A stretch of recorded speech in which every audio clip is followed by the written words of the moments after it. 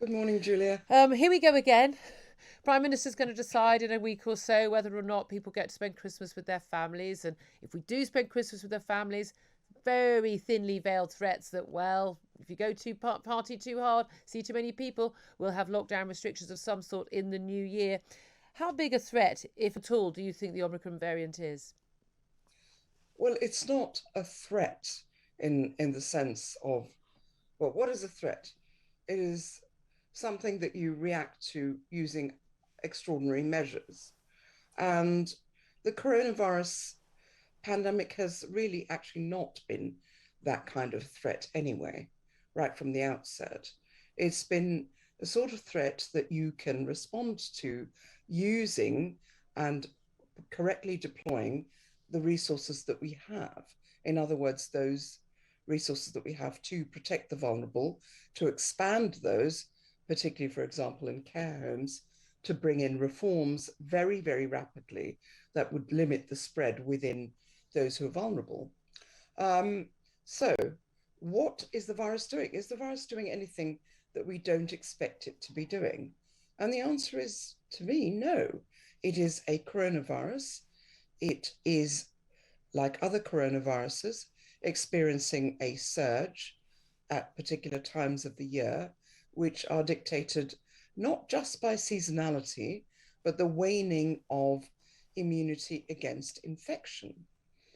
What's very fortunate about this coronavirus and all other coronaviruses is that your first infection gives you ample protection against severe disease and death.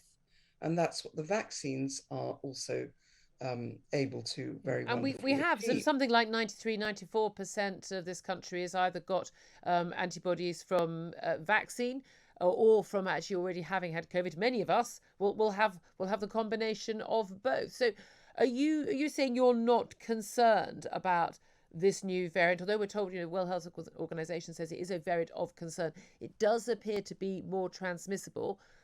I don't think that that's at all proven. I think a lot of very um, simplistic ideas are coming to play in assessing both the virulence and transmissibility of this particular variant. Essentially, with viral populations or any pathogen populations, you expect three possible outcomes. One is that eventually a particular variant will dominate, and we've seen that with measles and many other childhood infections, and that's great because then you make a vaccine and you're done. Um,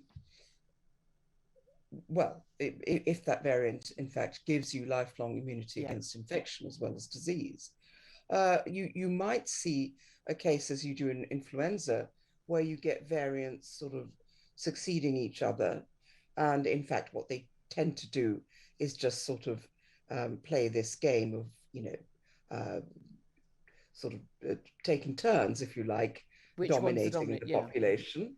And that's what you see in flu. And we don't really know whether this coronavirus or any of the other coronaviruses which evolutionary trajectory it will follow.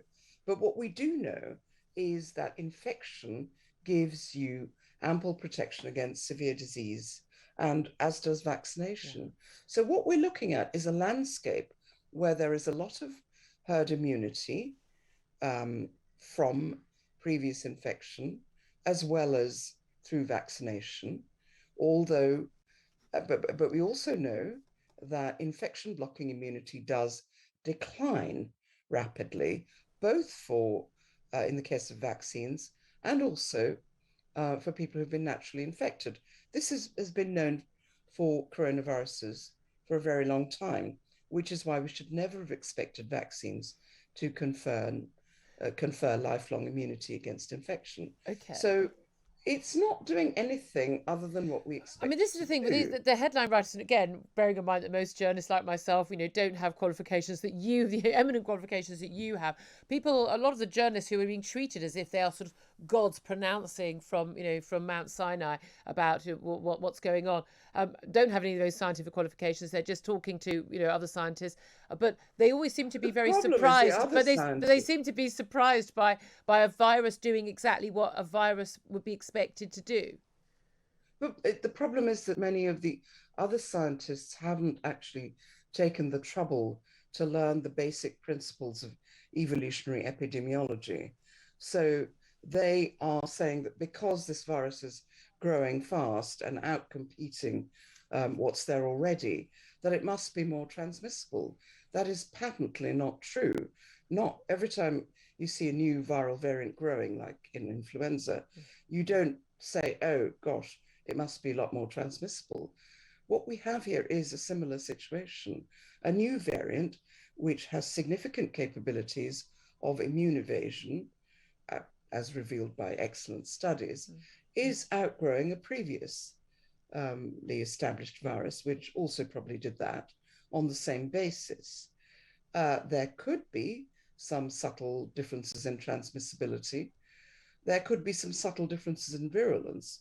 And it's also not true that viruses always evolve to be of low virulence. So it could be that this virus is slightly more virulent, Okay, but it is arriving in a community which is largely protected and this is because this of is the thing. It's previous about experience. what we do, isn't it? Because the reaction seems to be from a lot of people. Oh well, back into lockdown. We're all in a terrible state. We are not where we were last year. Now, you and I both still opposed the lockdown last year on the same basis, but we are certainly nowhere near where we were last year. I mean, in a week's time, we'll be looking at the anniversary of the first jab being put into an arm here in the UK. We have incredible levels of protection, don't we? The fact that we're getting people who are, I mean, even in South Africa, we are not seeing a massive spike in death rates either.